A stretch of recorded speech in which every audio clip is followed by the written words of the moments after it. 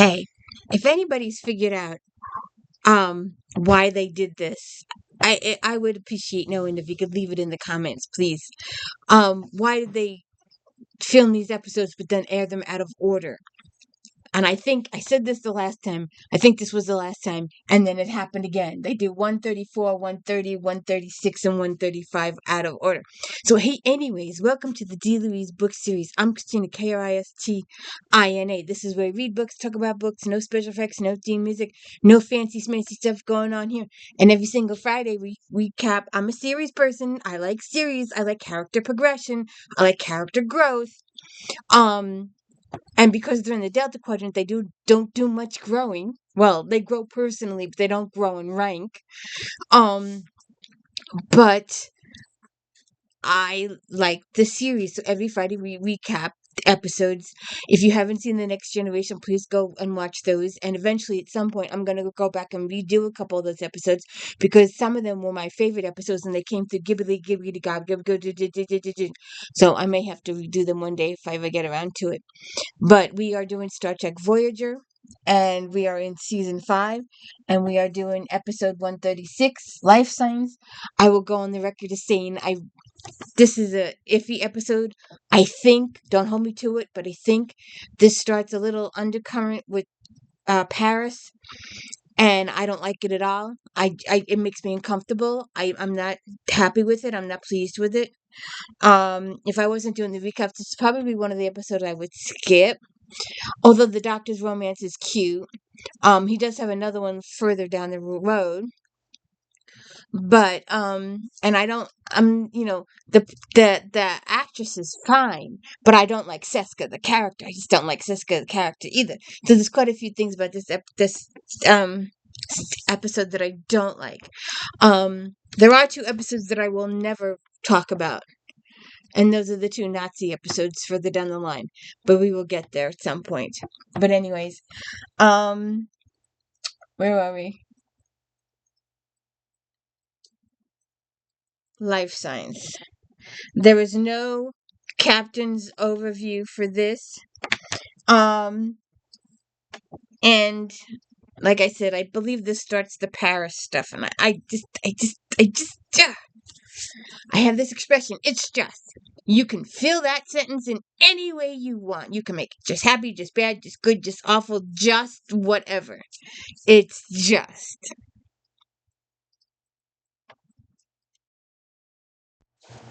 Paris says, I'm sorry I'm late, but I have every excuse. Picture this. I was getting ready to leave the mess hall when Ensign Wildman goes into labor. What else could I do but deliver the baby? Oh, you should have been there, Harry. There was nothing like bringing a new life into the world. I think I missed my calling. What if I told you the turbolift got stuck on deck 6? This is the 3rd time you've been late this week, Mr. Paris. It won't happen again. I'm telling you, there's a story here, and I don't like it. I know, I see it coming. I remember it. I don't like it. Chakotay says, this is the 3rd time this week, Mr. Paris. It won't happen again, he says. Tuvok says, Commander, I'm picking up a distress call on one of the upper subspace bands. What's the source? A small spacecraft, no weapons systems, 1 life form aboard, extremely weak life signs. And we slow to impulse. Kim says, according to sensors, it's a VIDIIAN female. Open a channel. No response, Kim says. She may be sick, Chakotay says. Or it may be some kind of trick, Paris says.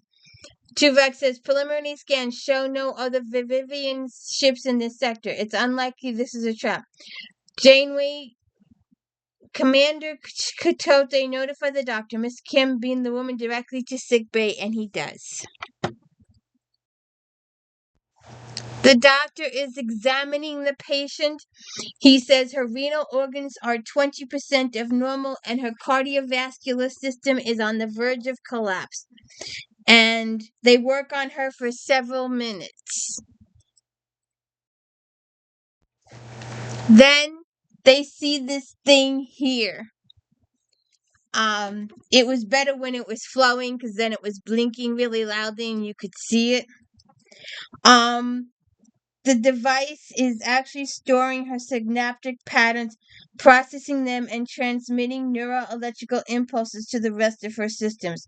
Are you saying it's some kind of artificial brain? No, I'd say it's more like a neurocortical stimulator designed to supplement the higher brain functions. But it's not working anymore. From what I can tell, the implant itself is functioning, but it's connected to the most deadly nerve cells. If we don't do something quickly, she'll be brain dead in a matter of minutes. And they continue to work on her. So then the doctor gets an idea. He creates a holographic body. Not only will we be able to communicate with the patient, but we'll have an accurate model of healthy VIDIIAN physiology that will aid in treating her actual body. Computer project the patient's skeletal structure. Now add internal organs. Add musculature. Now apply epidermal layers. So then Chakotay is talking to Janeway. According to her ship's navigational logs, the woman was en route to remote VIDIIAN colony. Are we anywhere near it? About 10 light years away. We should be in general vicinity in 22 days. Assuming she survives and we can take adequate security precautions, we'll turn her over to her people when we get there. Captain, is there something wrong? I wanted to talk to you about Lieutenant Paris. His attitude lately has been less than professional. I've noticed.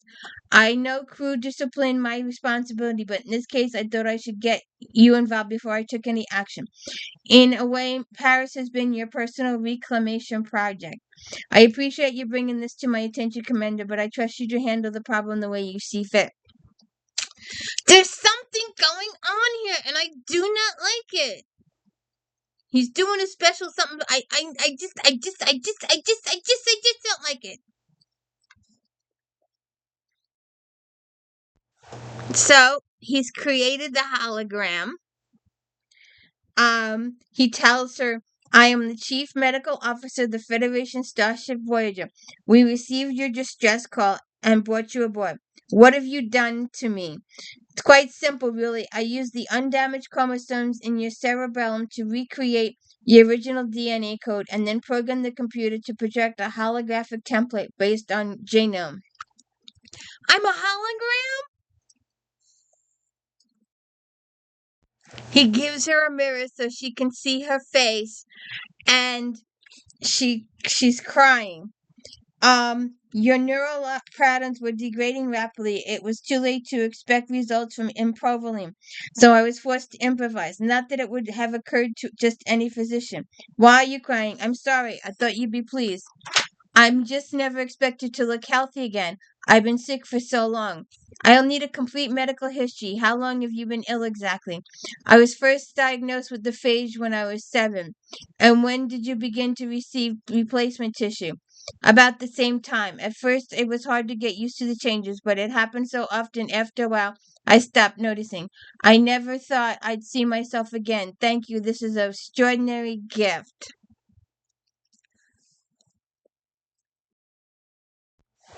He explains more of the procedure to her, and then he says he has to continue the treatment, and she says, I feel fine. He says, unfortunately, that's only temporary. Your synaptic patterns will eventually degrade if we don't get them out of the pattern buffers and back into your brain. How long? A few days? A week? I see. Your real body is in stasis, as you can see. We have to find a way to repair your damaged neural tissue. Is something wrong? She likes the way she is now. She doesn't want to go back. And you can't blame a person either. So then he's explaining the situation to B'Elanna. The procedure is quite simple. I'll drill an opening into your skull precisely 2 millimeters in diameter and use a neuroprobe to extract a sample of your parietal lobe, weighing approximately 1 gram. It doesn't sound simple to me. I still have nightmares about what those people did to me. And now you want to crack my head open, cut a piece out of my brain, and give it to her?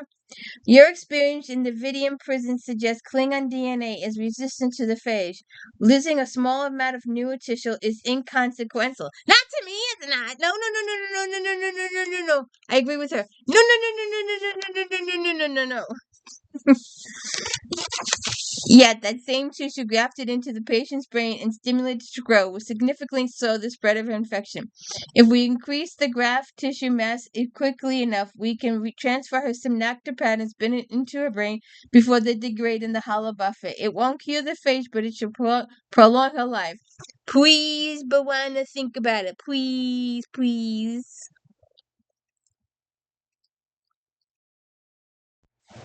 So then the doctor is working on her thing. Apparently, Balana allowed them to do the procedure, and they're working on it.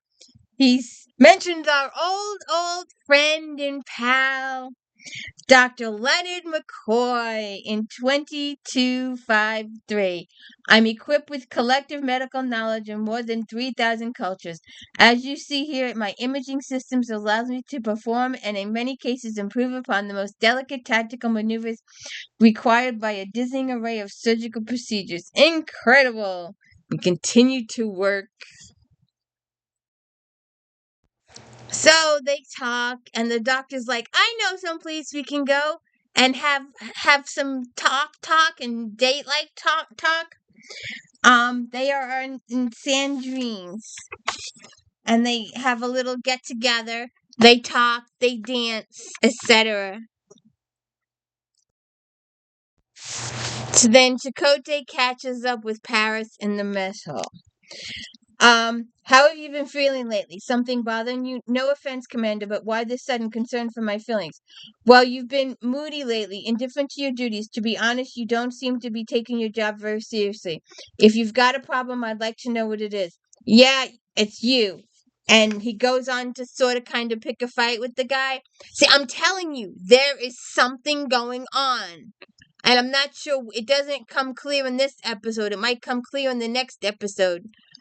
But I'm kind of ticked off that they're doing this. I know it turns out okay, but it still bothers the life out of me that they're doing this. So then we have our weekly trader session. Jonas is talking to Lorem. He's got some news, and he wants to talk to her. Seska. So then Kes wants to talk to the doctor, and the doctor says he's running a self-diagnostic. And she says, "Why are you running a self-diagnostic?" "I'm experiencing periodic lapse in concentration and difficulty handling objects. There may be a malfunction in my tactile subroutine." "How long has this been going on?" 2 or 3 days. "Since Daenerys came aboard." "Maybe she's the reason you're feeling this way. I fail to see the connection." "You're attracted to her, Doctor. You're becoming a fumbling male in a female presence." Then say I'm adapting. What if I don't want it to adapt right now? "Why wouldn't you?" "Because I don't like what's happening to me. I'm used to being in control of my facilities, confident of my decision." But the DNA is making him feel stuff. His program is evolving. He's starting to really care. Suppose hypothetically, of course, I wanted to pursue that possibility. How would I proceed? You'd have to tell her how you feel, Doctor. That's it, just tell her.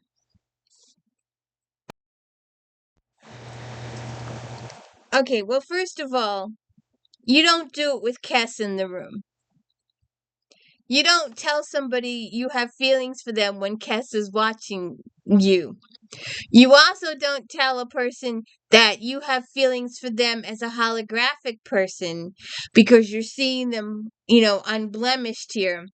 Instead of telling this person that you have feelings for them, because telling the perfect copy doesn't go very well for this copy.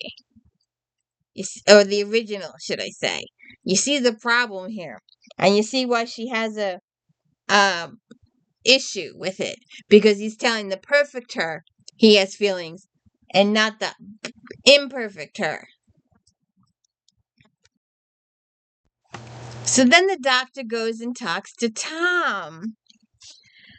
I assume you've had a great deal of experience being rejected by women. Oh, thanks a lot, Doc. What I'd like to know is what does one do to recover from the unpleasant systems of romantic rejection? Why the sudden interest in romance? I can't tell you. It's a matter of doctor-patient confidentiality. All right, well, let's see. Sometimes there's not a lot you can do to get over a woman you really care about. I remember Susie Subcabtree jumped me back in the first year at the academy. I broke out in hives, couldn't get out of bed for a week. I almost failed stellar cartography. I walked around in a daze for the rest of the year. Of course, the first one is always the hardest to get over. I see. But eventually you start thinking about her less and less until finally, without realizing that she's not on your mind anymore. So the symptoms do subside for the most part. Every now and then, even years later, something reminds you of a certain smell, a few notes of a song, and you suddenly feel just as bad as she told you the day she never wanted to see you again. If you want to know the honest truth, you never completely get over a woman you cared about. Wait a minute. We're not talking about you, are we? I said it was confidential. So then Cass and Daenerys have the same conversation. She's like, it all happened so fast, he just blurted it out. He's very blunt. You shouldn't take it personally. How could he possibly have this kind of feelings for me? Because you're a compassionate person, a brilliant doctor, you appreciate his humor. Should I go on? Please don't. One thing you're not very good at is accepting a compliment. The next time someone has something nice to say about you, you should take them at their word and feel good about it. And she points out the fact that he said it to this person and not the real her.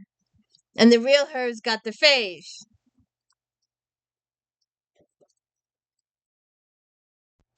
So then Tom sets up a date for him, which is totally 100% not right for the doctor. 100% not right for the doctor.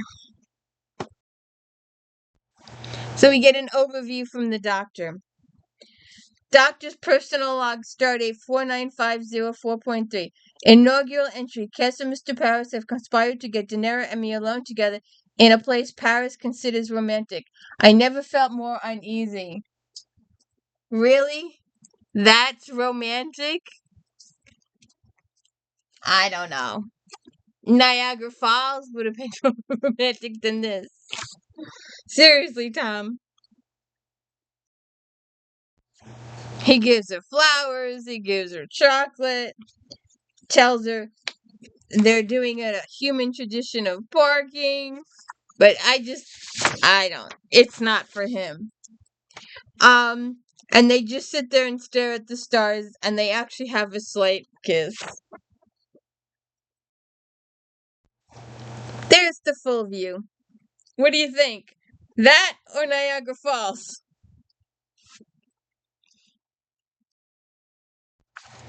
So Paris once again shows up late, and he goes after Chakotay slightly, and they put him in the brig. Like I said, this is the beginning of a storyline. I do not like it at all. 100%, 100, totally, absolutely, 100% against this storyline. So then once again, we have Jonas talking to Seska. I'm glad to see you. I wasn't sure if you were giving you my messages. I got them all, Mike. You've been very helpful. Do you know what they're asking me to do? You mean about the warp coils? I was thinking you should do it by forcing magnetic constructors out of alignment. Look, sister, I don't mind feeding you information, but if you're planning some kind of attack, I have no intention of raising my child on the Kazon ship. One way or another, I'm going to take Voyager. You either help me or you can suffer with Janeway and the others. Don't worry, Mike. Everything's been planned to the letter. Here's how it's gonna work.